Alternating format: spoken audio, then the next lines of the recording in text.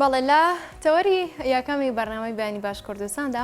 ئاماژە بۆ دەکەین کە چۆن ببینە هاوڕێی منداڵەکانمان واتە باوان چۆن بێتە هاوڕێی منداڵەکان یا متمانە چۆن دروست بکرێت یاخود ئەم هاوڕێتیە چۆن سەرهەڵدات گەربێت و پێشتریش بوونی نەبێت یاخود کاڵبوونەوەی بەخۆی بینی بێت بێکمان ئەمە گفتوگۆی زیاتری ئەم بابەت دەکەین وردەکاری زیاتر وەردەگرین ئەویش مامۆستا دیار شێخ محەممەد مامۆستای زانکۆ بەشێکی ڕاستەخۆ لە استودیۆ ئامادەی و میوانمانە بانی باش مامۆستا بەخێر بێت. مامۆستاگیان بەخێراتی. سپاسانەکەم سەلامت. سپاس. با باز لە هاوڕێتی نێوان باوان و منداڵ بکەین باشە لە سەرەتایە چۆن باوان وا بکەن یا خودێک و باو وا بکەن بمنە من هاوڕێی منداڵەکانیان. بسم الله الرحمن الرحيم. طبعا ئەساسی هاوڕێتی و کلیلی ئیدامە و ئیدارەی هاوڕێتی خۆشەویستیە. بۆیە کاتێک کە زانایان پێناسەی هاوڕێتیەکەن ئەڵێن اتفاق وضمائر على المودة واتە ناخەکان متفق بن لەسەر مەوەدەت و خۆشەویستی. یعنی ئێمە پێش ئەوەی هەندێک تەسەڕوفات دەربڕین بەرامبەر شخصی مقابل ئەگەر ئەو شخصە مناڵەکەم بێ یاخود کەسێکی ئاسایی بێت دەبێت جارێن لە ناخمەوە دەست پێ بکەم بۆ ئەوەی ئیدامە و ئیدارە بدەم بۆ هاوڕێتیە منقەتیع نەبێ کورد نەبێت و تەمەنی کەم نەبێت ئەبێ ئیش لەسەر ناخی خۆم بکەم لەسەر دڵی خۆم بکەم کە ئاوی بدەم ئاوڕشێنی بکەم لەسەر خۆشەویستی چونکە هاوڕێتی عادەتەن ئەگەر خۆشەویستی لەگەڵان نەبێ هاوڕێتیەکی بێتام و بێلەزەت ئەبێت و وەکووتم تەمەنی کەمە بێت. باشترین کەس کە بیکەین بە هاوڕێ لە ژیانمانە مناڵەکانمان ئەوانەی کە هاوسەرگیریان کردو و خوای تەعالا یعنی مناڵی پێبەخشیون باشترین هەلە باشترین فرسەتە کە تۆ هاوڕێیەکی جیاواز وەربگریت و دروستی بکەی لە ژیانتا کە ئەویش مناڵەکەی خۆتە. زۆر حەزی بە هاوڕێیەتیە زۆر حەزی بە برادرێتیە و کۆمەڵایەتیت ماڵەکەی خۆت ئەولاترە بۆ ئەو حەزە مناڵەکەی خۆت ئەولاترە بۆ ئەو هاوڕێیەتیە. بۆیە ئەساسەن ئینسان ئەبێ ئەم پەیمانە لەگەڵ خۆیان بکات ئەم ئیتیفاقا ئەم گرێبەستە لەگەڵ خۆیان ئیمزا بکات کە بڵێ من هەمیشە هەوڵە دەم ئەگەر مناڵەکەم کوڕ بەیان کچ بێت دەبێ من یەکەم هاوڕێی بم. ئەگەر ئەویش لە هەندێک لە مەراحیل و قۆناغەکانە بیاوێ من ڕەفسکات بە هۆکاری خۆم کە خۆم هۆکارەکە ئەبم بە ڕەفسکردنی ئەو بۆ من وەکو هاوڕێ تەبعەن نەک وەکو بە بابە و دایە ئەبێ من مۆسیر بم سوور بم کە ئەم مناڵە بکەم بە هاوڕێی خۆم هاوڕێی قۆناغی ژیانم هەتا کۆتایی ژیانم ئەم هاوڕێیەتیە بمێنە چکات مناڵی تۆیە کوڕی تۆیە کوتی تۆیە. ئەبێ هەر لە مناڵیەوە هەوڵ بین ئیشکەین لەسەر ئەوەی کە چۆن من ئەم مناڵی خۆم بکەم بە هاوڕێم. ئەم ئیشکردنە یعنی مەشروعێکی زۆر زەخمە شەو ڕۆژی نییە لە شەو ڕۆژێکا تۆ شتێ بنووسیت و بڵێ من ئەمە ئیترێ خەمە ژێر سەرینەکە ئیشی لەسەرەکەم بەڵکو پێویستە هەموو ڕۆژێت تەجەدد و نوێبوونەوەی ئەم هاوڕێتیە بکەیت و وەکوتم ئاوڕشینی بکەیت بە هەموو جانیبەکانی چونکە لە پڕا سا دەبێتەوە لە پڕا نامێنێ لە پڕا کزە بێت لە پڕا ئەبێت تۆ هەوڵ بەی هەمیشە بەردەوام خەریک بیت. ئەگەر بدەوێت کەسەکەی خۆت مناڵەکەی خۆت بکەی بە هاوڕێ ئەبێ لە باوکایەتی واز بێنە لە باوکایەتی یعنی واز بێنە لە مەسائلی ئەو بووەت باوکایەتی و دایکایەتی چونکە تۆ یعنی سەفحەیەکی تازت هەڵاوەتەوە و پەیمانێکی تازت یعنی داناوە و ئیتیفاقێکی تازت لەگەڵ خۆتا بەستووە ئەویژەوەیە کە ئەم مناڵی خۆت بکەی بە هاوڕێ یەکەم شت یەکەم هەنگاو بۆ ئەوەی کە من مناڵەکەی خۆم بکەم بە هاوڕێم ئەوەیە کە حڕیەتی پێ بدەم. یعنی ئەم مناڵە ئازاد بێ قەیدی نەبێ کە لە بچەی لێ نەدرابێ لێی تووڕە نەبیت ئیحراجی نەکەیت تەریقی نەکەیتەوە حڕیەتی بەرێ حڕیەتی بەرێ لە هەر لە مناڵیەوە کاتێکە کەوێتە مەرحەلەی گاگۆڵکیە و وانە حەبووی پێوترێ بە عەرەبی ئیتر وردە وردە تا پێ ئەگرێ و با بڕوا بابی شکێنێ بە ڕایکێشێ بە چیەکە بابیکە چونکە ئیتر وردە بەرەو چیە چێ وردە بەرەوە ئەچێتە 3 ساڵ لە 3 ساڵیە مناڵ عادەتەن خۆیە ناسێتەوە بە پێویستە حڕیەتێکی باشی بدەیتێ ئازادی کەی لە شتەکان بۆ ئەوەی بتوانیت یعنی ئەو خۆشەویستیە دروستکەیت دیکەی بە کلیلێک بۆ هاوڕێیەتیەکەتان. زۆر باشە. بەڵێ مامۆستا ترس هەندێک جار منداڵ هەر لە تەمەنێکی کەمەوە فێری ئەوە دەبێت کە لە دایک و باوکی بترسێت ترس تاشنی ئەم پەیوەندی خۆشەویستی ئەم پەیوەندی هاوڕەتی کە تۆ باسی دەکەی کاڵ دەکات و ینی بە شێوازەکان یەکجار هەڵەیەکی زۆر بچووک ئەکات بەڵام لەبەر ترس ناتوانێت بۆ دایک و باوکی باس بکات یانی وەکو گرێک لە دڵی مناڵەکە شامێنێتەوە. ئەوەن باوکو دایک زۆر مهمە لە ماڵە لە کاتی مامەڵەکردنە لەگەڵ مناڵەکانیانە یەک پارچە بن لە ڕەحم، یەک پارچە بن لە سۆز، یەک پارچە بن لە میهر، یەک پارچە بن لە خۆشەویستی وەکوتم. هەچ کەسێکیش ئاوا مامەڵە بکە لەگەڵ مناڵەکانیە قەت ترس و قەلەقی و دڵە ڕاوکێتی ناخاتە بەردەمی مناڵەکانی. بۆیە ترس سیفەتێکی زۆر سەلبیە، زۆر خراپە کاتێکە باوکەکانیان دایکەکان هەوڵەدەن یعنی ئەم شتە دروست دەکەن لە ناخی مناڵە. هەچ کەسێت ترس و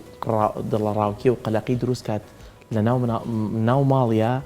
و ئەمنیەتی ماڵی نێڵێ طبعا خەوف ئەمنیەتی ماڵ نایڵێ کە ئەمنیەتی ماڵ نەما مناڵ ئیلتیجا ئەکا بۆ شتیکە لە ترسا جاری وا هەیە شتەکان بەبێ قەناعەتەکە لە ترسا جاری وا هەیە خۆی ئەشارێتەوە لە ترسا جاری وا هەیە شتەکە ئەشارێتەوە لە ترسا بۆ لە بەرەوەی ئەمانی نییە ئەزانێ ئەم باوکەی چۆنە و ئەزانێ ئەم دایکەی چۆنە و ئەزانێ هاوارەکەن بەسەریا و تەریقی ئەکەنەوە و ئەی ترسێنن ئەی تۆقێنن ئیحراجیەکەن تەریقیەکەن صفاتانەی کە هەیە هەمووی يعني كأنما أم كسا غريبة كأنما أم كسا ناموية لمالها كأنما ما في أوي نية يعني معايشان كات بندامك لما لقيتها شلون خوي تعالى في داوين هناسة بدين شلون في داوين تصرفات بكين من الله كيجوز راسته باوكا كذلك هو كاربو إيجادي أم من الله لجيانا بلام لقالوا جاء من الله كيش علي زيناو من الله أم دایک و باوکە فبالتالي تۆ بێ وەکو ئەندامێکی فعالی ئەم ماڵە مامەڵی لەگەڵا بکەی هەرچیەک ئەکات هەرچیە ناکات ئەبێ هەمووی بە تەفاهم بێ خاڵی دووهەم ئەوەیە بۆ ئەوەی کە ئەو خەوفە نەمێنێ حیوار هەبێ لە بینە حیوار واتە گفت و گۆ کاتێکە شتێکی سلبی لێ ئەوەشێتەوە ئەبێ هەوڵ بەی تێگەین نابێ بە ترس کورە نەیکەی کورە وا مەکە کورە هەر لە مناڵیەوە فێری جوبنی مەکە فێری ترسی مەکە فێری ترسنۆکێتی مەکە هەر لە مناڵیەوە بۆیە باوکو دایک باشترین ئەکتەرە لە ژیانی مناڵەکەیانە ئەبێ هەوڵ بن جارە ئیش لەسەر خۆیان بکەن ئەو سیفاتە سەلبیانە لە ناخی خۆیانە لە خۆیانە نەیڵن بۆ ئەوەی ئۆتۆماتیکیە نەچێ بۆ مناڵەکانیان هەموو ماڵیان ئیجابی بێ هەموو تەسەڕفاتیان ئیجابی بێ بۆ ئەوەی مناڵەکە یەک پارچە بێت لە سیلم یەک پارچە بێت لە ئەمان تەندروست بێ تەندروستی هەڵبەت صحت ناڵم تەندروستی تەسەڕفات و تەندروستی مامەڵەکردن لە ژیانە فبۆیە پێویستە کە ئەم خەوف و ترسە ئینسان ئیشی لەسەر بکات یەکەم جار ئەوەیە ئیش لەسەر خۆم بکەم کە عهدێک بم کە هەرچیەک خەوف دروستکە لای ئەم مناڵە ئەمنیەتی ماڵ تێک بدات نابێ من بەجێ بێنم نابێ من بیکەم بۆ ئەوەی مناڵەکەم ساغ و سەلیم بێت چونکە خەوف خەلەلە خەوف زەلەیەکی زۆر خراپە خەوف خەتەیەکە ئەکرێ دوایی ئەبێ باجەکەی بدات چاک نابێتەوە چونکە مناڵ خۆتە زانی سندوقێکە هیچی تیان نییە ئەوە باوکو دایکە ئیشی لەسەرەکەن و بێ باوک ئەوە نییە کە باوکی نییە بێ باوک ئەو نییە کە بێدایکە بێ باوکە وەکو بێ باوک ئەوەیە کە باوکی لێ ناپرسێ ئیشی لەسەر ناکە نابێ بە هاوڕێی بێ باوک ئەوەیە کە هەموو ئیشەکە هەموو یعنی هەموو مامەڵەکردنی مناڵەکانیەکە بە قوربانی ئیشەکەی کە مناڵەکە نایبینێ کە لەگەڵ یادانانیشێ یاری لەگەڵان ناکە نەسیحەتێکی ناکە ئەمە بێ باوکە فەقیرە باوک ئەبێ هەمیشە چۆن سەعات هەشتی بەیانی مەوعیدی کاری هەیە سەعات چواری ئێوارە ئەگەڕێتەوە یان مەغریب ئەگەڕێتەوە ئەبێت تۆ مەوعید دانی ڕۆژانە لەگەڵ ئەم مناڵەیە مامەڵەی لەگەڵا بکەی بۆ ئەوەی ئیشی لەسەر بکەی چونکە ئەمە مناڵی تۆیە نە هەڵگری ناوی تۆیە بۆ مستەقبل باش مامۆستا بۆ ناسەبارەت بەم ترسە وەکو دەوترێت ئەو هاوڕێتی کە منداڵ لە دەرەوە لەگەڵ هاوڕێکی دیکە هەیە ئەو هاوڕێتێنێک کە بۆ منە منداڵ لەگەڵ باوانی یا خودێک و باوکی خۆیدا هەیە بەشێ ئەو ترسە ئەبەستنەوە بۆی کە ڕێزە بۆ نەڕێز لە دایکی ئەگرێت یاخود لە باوکی ئەگرێت بۆیە ئەو ترسی بەرامبەر هەیە دەکرێت ئەم ڕێزە دابدرێت بە ترس یاخود ئەو ترسی کە منداڵ لە باوانی هەیە بوترە بەڕاستی منداڵەکە بە جوانی پەروەردەکراوە ڕێزێکی زۆر لە دایک و باوکی ئەگرێت بۆیە بەردەوام ترسی هەیە یعنی مەسئلەی ڕێز و احترام جیاوازە لەگەڵ خەوفە جیاوازە لەگەڵ ترس و ترسنۆکیە ئێمە ئەبێ یەکێک لە خاڵە مهمەکانی هاوڕێتی ئەوەیە لەگەڵ ژافێری ڕێز و احترامی بکەین مناڵەکە ڕێز و احترام جیاوازە لەگەڵ ئەوەی کە لێت بترسێ لە ترسا ئەو شتە بکە لە ترسا ئەو شتە جێبەجێ بکات لە ترسەکە ئەوەیە کە هەیکەلێکی یاخود وێنایەکی جیاوازی لە ناخیا دروست بووە بۆ ئەو وێنە حەقیقی باوکی باوک لە بەرچاومانە مرۆڤێکی پیرۆزە بەس جاری وایە ئەم مرۆڤ پیرۆزە هەر ئەم شکڵە لە ناخمە بە شێوازێکی کە من وێنام کردووە لەبەرەوەی هەمیشە تۆڕەیە هەمیشە نازانێت گفتوگۆ چیە هەمیشە بێ قسەی خۆی زاڵ بێ لە ماڵە هەمیشە تەفاهم نییە حیوار نییە بۆیە ئەمە پێ و تێخەوف بەڵام ڕێزگرتن و ئیحترام جزئێکە لە پەروەردە جزئێکە لە تربیەت جزئێکە لە خۆشەویستی جزئێکە لە پیاوەتی جزئێکە لە یعنی تەندروستی وە ئەبێ لە کاتێکە هەوڵەیە تۆ بە هاوڕێی کچەکەت کوڕەکەت ئەبێ لەگەڵی ژیا سنوورەکە یعنی بپارێزی ئەو سنوورە ئێمە یەکێلەوانی کە خۆشەویستی زیادەکە چییە؟ یەکێلەوانی کە سوحبەت دروستەکە هاوڕێتی دروستەکە چییە؟ یعنی پێکەوە لەگەڵ باوکە پێکەنین نوکتەکردن زانایانەڵێن نکتەیە بکەن هەموو پێ بچووکە دیراسات ئیسپاتی کردووە کە پێکەنینی جەماعی خۆشەویستی و هاوڕێتی زیاترەکە بەڵام ئەو نکتەیە ئەبێ وای لێ نییە کاتێکە خزمێ دۆستێک سەردانتەکە ڕووباوکەکە هەر لە سەر نکتەی خۆیان بن نابێ ئەبێ کاتی خۆی هەبێ و ئەبێ ساتی خۆی هەبێ و ئەبێ مووقع و پلەی خۆی هەبێ ئەو مەسائلانە هەمووی لەگەڵ جیدا جیدبی لەگەڵ هەزەلیاتی جار هەزەلیات بیانی لا بەس بەڵام لە کاتی جدیەتە بێت تۆ جدیبی بە پێی زەمن و بە پێی کات و یعنی کەسەکە کاتێک کە سەردانمانەکات ناڵێن ئەم کوڕباوکە بینیان خۆشە ئەڵێن ئەم کوڕباوکە بێسەر و بێبەرەن ئەم کوڕباوکە سەبەتەی پەرچڕاوە ئەم کوڕباوکە هیچ هینێک نییە لە بینیانە ئەو واتە سەوریەکە بۆیە ئەبێ یعنی عەرەبە لە خەد و عین یعنی خەد و عین یعنی چی خەد ڕوومەتە و عینیش چاوە یعنی جاجار ئاوایە بکە جاجار ئاوایەکیش بکە ئەم خەدەکە دەرەکەوێت پێکەنین عادەتەن بەرزە بێتەوە جاجار چاوی ژەبێ ئینسان ها بۆ ئەوەی تێبگات لێ مەسەلەکە مەسەلە ترس نییە بۆیە ڕێز و احترام جزئێکە لە جزئێکی زۆر مهمە کە دایک و باوک ئیشی لەسەر بکەن کە ئەم مناڵە بەڕێز بێ و کەسێکی محتەرەم بێ لەگەڵ باوک و دایکە فبالتالي لەگەڵ کۆمەڵگایە هەمووی محتەرەم بێت لەگەڵ دراوسەیە لەگەڵ کەس و کارە لەگەڵ سلەی ڕەحمە لەگەڵ هاوڕێیانی خۆیان لە هەموو شوێن لی مەترسە بۆیە مەسئلەی پەروەردە مەسئلەیەکی چڕە مەسئلەیەکی عەمیق و قوڵە ئەبێتۆ هەرچ خاڵێک هەرچ یعنی جانبێک لە جوانبی پەروەردە ئەبێ ئیشێکی زۆر زۆری لەسەر بکەیت بۆ ئەوەی چی بۆ ئەوەی کە مەبەستت لە ئەنجامدا مەبەست چییە مەبەست ئەوەیە کە ئەم مناڵی تۆ تەندروست بێ بۆ کۆمەڵگا هەمووی ڕەحمەتی بۆ بنێرێ نەک نعوذ بالله لعنەت و نەفرەتی بۆ بنێرێ باشە مامۆستا بابەتێکی تریش پاداشکردن و سزادانی منداڵەکەت کاتێک هەڵەیەک دەکا بە شێوازێک سزای بدەیت کە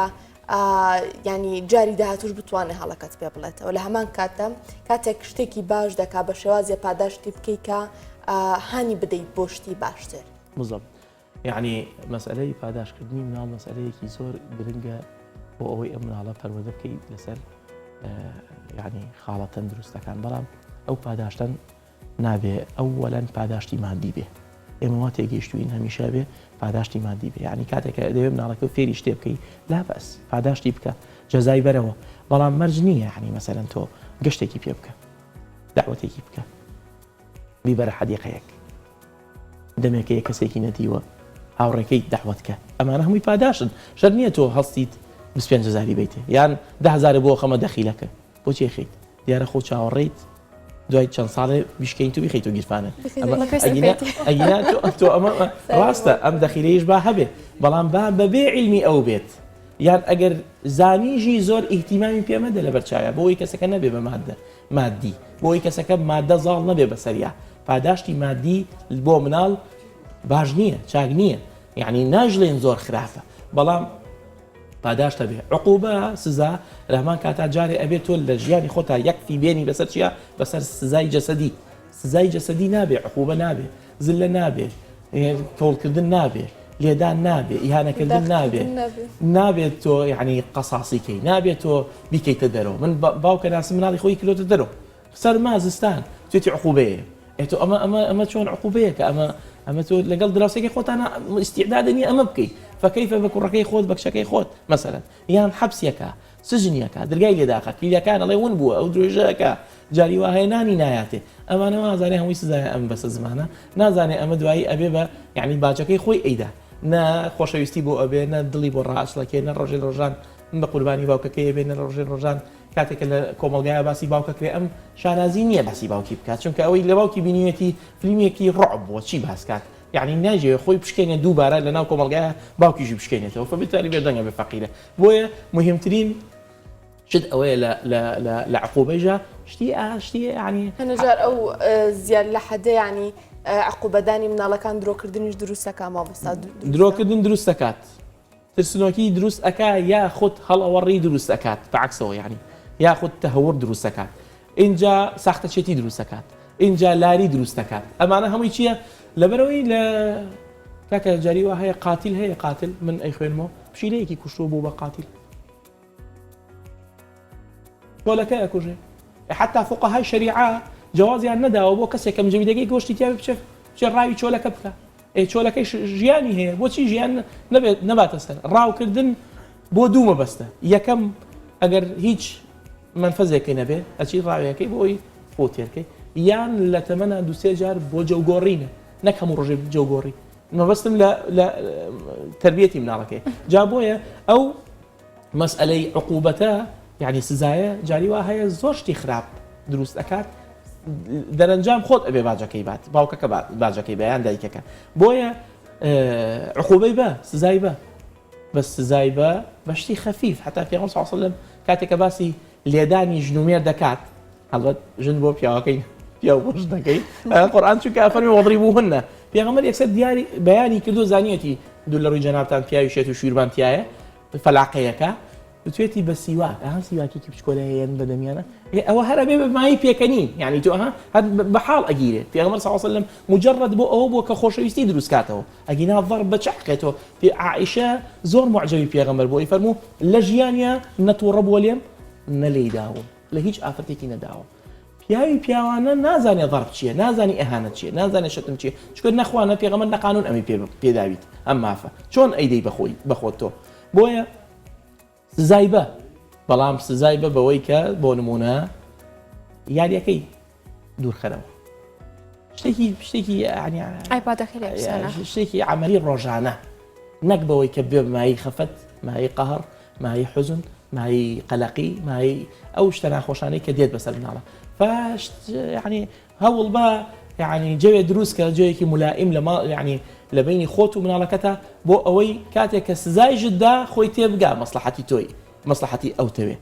نەک تێبگا کە تۆ دوژمنی ئەویت بۆیە سزادان ئەبێ خوتواتی خۆی هەیە خۆزگە بەرنامەیەکتان يعني دابین کردە تەرتیب کردە بەس بۆ سزا و جەزای مناڵ چۆن جەزای بدات يعني پاداشتی بکاتەوە چۆن سزای بات یا خۆت عقوبەی بدات چونکە ئەمە هەمووی خەڵک تێکەڵی کردووە ینی لە سزادانە وازان سزادان بە شتی مادیە مەلموسە لێدانە ئیهانەکردنە ئیحراجکردنە تەریقبوونەوەیە ئەمانە هیچی ڕەفتی نە بە دین و هەیە نە بە کۆمەلگایەکی سەلیم و هەیە نە بە عیلمی نەفسەوە هەیە هیچی ئەمە شتێکی خراپە کە خۆم لەسەری پەروەردە بووم ئەمەوێ منیش چۆن باوکم بینیوە مناڵەکەی خۆشم لەسەرەوە پەروەردەکەم بلا سەقەتە ئەبێ خۆ چاکەی خۆ باشکەی خۆ پاکەیتەوە لەو شتە قێزەونانە لەو شتە پێوتێ ڕەزائیل مەعرەبی ئەبێ هەموو گیانە بێ بە فەزائیل ئینسان کە بوو بە هەموو فەزیلە زمانی تەسەڕوفاتی فەزیلەی لێ وەشایەوە هەمیشە لێی مەترسە سزادانی بۆ تربیەتە و پاداشتیژی بۆ تربیەتە نەک بۆ ئەوەی کە تۆ فعلا پاداش وابزانی بەس ئەوەیە کە ڕۆژانە کرێکار وەرێگرێ برا مناڵ چی لێ بکە مناڵ $100 بەرێ ئیگۆڕێتەوە مەساسەیەک باسی چیەکەی تۆ پارەی چی باسەکەی لەگەڵ یا $100 بەرێ بچێتە سەر جادە کوڕێک بڵێ وەرە سڵۆم بەرێ من 250 ناتێنێ مستعیدە ئاڵتونێکی لە لەملایە کچەکە بچکۆ لە 4 ساڵ 5 ساڵ بچێتە بەردەگا یەکی 250 ناتێەوەی ئەیات چونکە ئەو ئەمە ئەناسێ ڕۆژانەکەی خۆی پێداوینەکە دوکانەکە بەمە مامەڵی بینی ساحب دوکان و ئەم 250 دیناری ئەمان هەمووی هەڵەیە هەمووی هەڵەیە ئەم مەسائلانە پێویستی بە تەصفیح حسابە پێویستی بە بیرکردنەوەی پێویستی بە دیراسەیەکی عمیقە بیخوێنی و بیکەی بۆ ئەوەی مناڵەکەت تەندروست بێ و باش بێت و بتوانی بیکەی بە هاوڕێی خۆت باشە بۆ منە ئەم هەر سەبارەت بەم سزایە بۆنە دایک و باوکان ئەڵێن بۆیە سزای مناڵەکانمانەیە لەبەرەوەی ئەمانەوەی خۆمان دەرچێ خۆمان چیمان کردووە بۆن منە لە مناڵیا چۆن بووین چۆن نەبووین چۆن کارمان کردو چۆن خوێندومانە بەبێ ئەمانیش هەمان نمونەی ئێمە بێت دەکرێت بڵین ئەمە هەڵەیە کە پەیڕەو دەکرێت ئەکرێت نەک بڵین هەڵەیە بۆستی لەبەردەمیانە بڵین ئەمە ئومەهاتی هەڵەیە ئەمە هەڵە گەورەکانە کە تۆ خۆت وەکو وتم لەسەر چی پەروەردەکراوی يعني لێ دراوی جاری وا هەبوو مەسەرەن ئیسا هەمووی تووڕەیە کاکە ئەم کۆمەلگای ئێمە ئەو نە بەم هینە بەستویانە تۆ لەم بێشکەها بەستویانە تۆ جاریوە بە 6 ساعت دایک زراعەت و شتی کردو ئاگەی نییە لە ئەو نەگریاوە لە گریانە خەوی لێکەوتوتم نەچوو بەلای مەسەرەن بۆ ئێ سەیرەکەی ئەعساب هەمووی لەسەر ئەعسابەش هەمووی بێتاقەت هیچ نەبوو ئەڵێ خۆ مەزان چی یەکەم ئەخر بۆ ڕای خۆشم نازانم یعنی ئەمە کێشە و گرفتە بەڕاستی تۆ ئەسڵ وایە ینی ئینساف مهمە ئێمە کاتێککە مامەڵە لەگەڵ جەناب تاکەم کاتێککە لە ماڵ لەگەڵ هاوڕێکان تا ئەڵی منسیفە باشە بۆ من منسیف دەبم لەگەڵ خۆم ئەم ئینسافە تۆ بۆ بە منێڵ یان من بۆ بە تۆی بڵێم بۆ لەگەڵ خۆمان منسیف نەبم بزانم تەسەڕفات یعنی تاکە ئێمە فێر نەبین تاکە ئێمە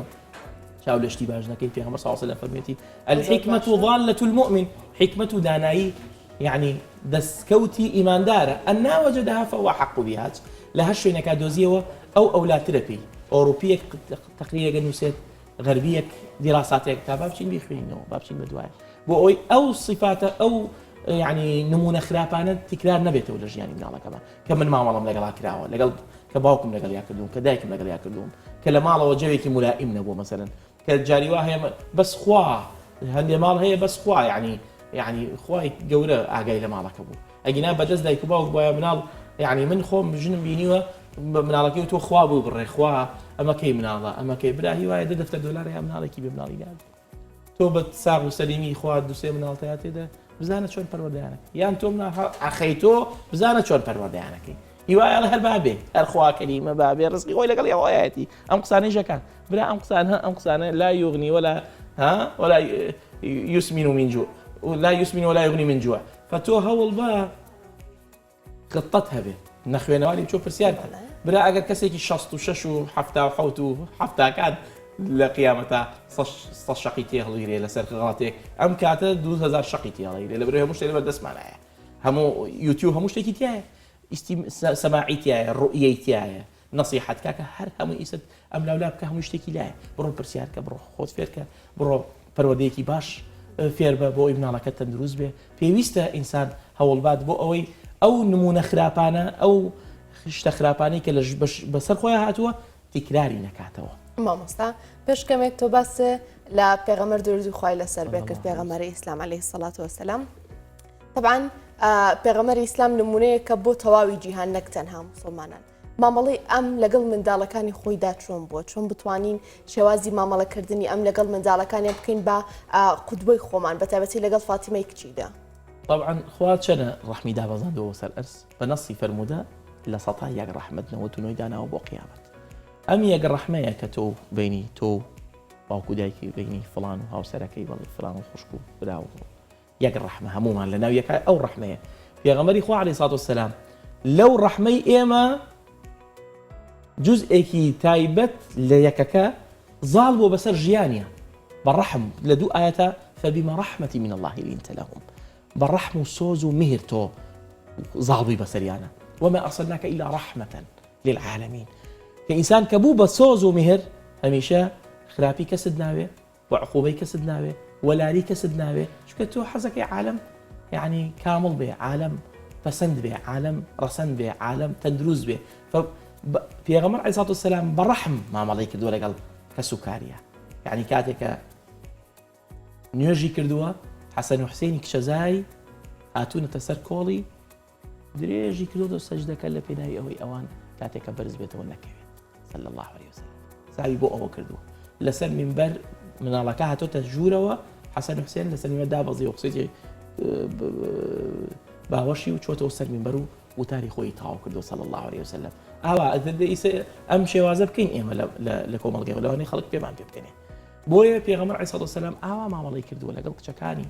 لەگەڵ مناڵەکانی پیاوەڕ عەلەیهی سەڵات وەسەلام کوڕەکانی هەمووی بە مناڵی وەفاتیان کردووە چوار کچی بڵین گەورە بووە بەڵام کوڕەکانی فاتیمە حەسەن و حوسێن هەمیشە لای پێغەمبەر بوون عەلەیهی سەڵات وەسەلام بۆیە مامەڵەکردنی زۆر بەناسکی بووە لەگەڵیانە عەلەیهی سەڵات وەسەلام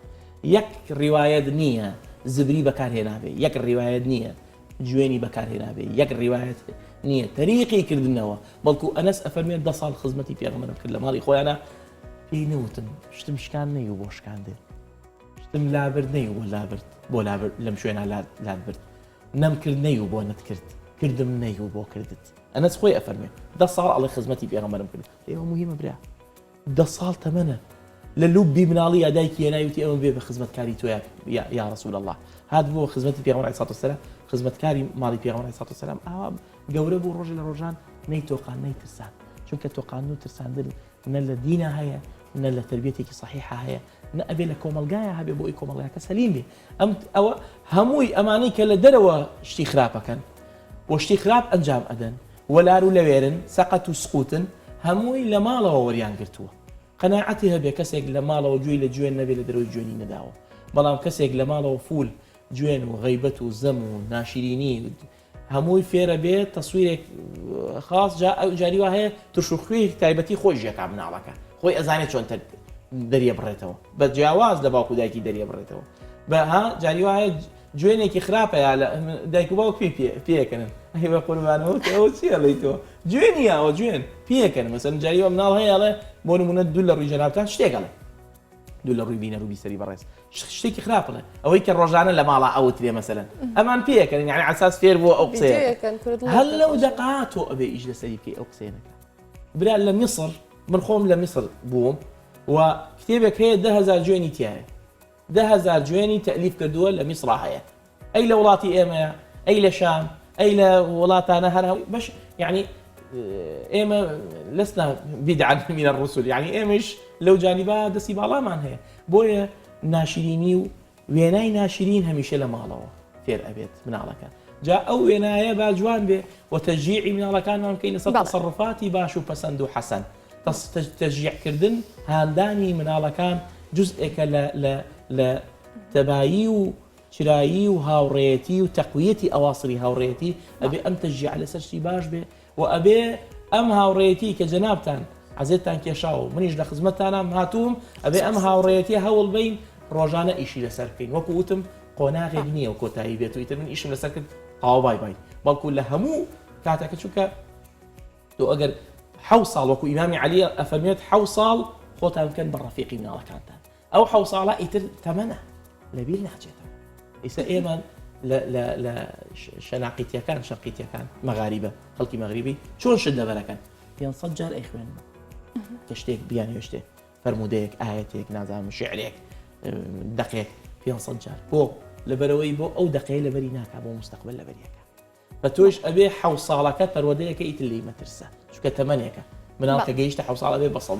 ئەبێ بەسەبی مميز ئەو کاتە يعني حتى تصرفاتیژی پەسەندە شریعەتی ئیسلامە بۆیە پێویستە ئینسان کاتێکی باش بدە بە مناڵەکانی بۆی ئەم هاوڕێیەتیە خۆشەویستیە سۆز و تەبایی و چرایی و برایی و هەمووی بمێنێ لە ماڵە لەگەڵ مناڵەکانی خۆتە ئەولاتری بۆ ئەو صفەتە جوانە دەستەکان خۆش بێ مامۆستاگان سپاس بۆ زانیاریەکان زۆر سپاس بۆ مامۆستا دیار شێخ محەممەد مامۆستای زانکۆ سپاس بۆ ئامادەبوونێت چانێک وەرەگرین و ئەگەڕێنەوە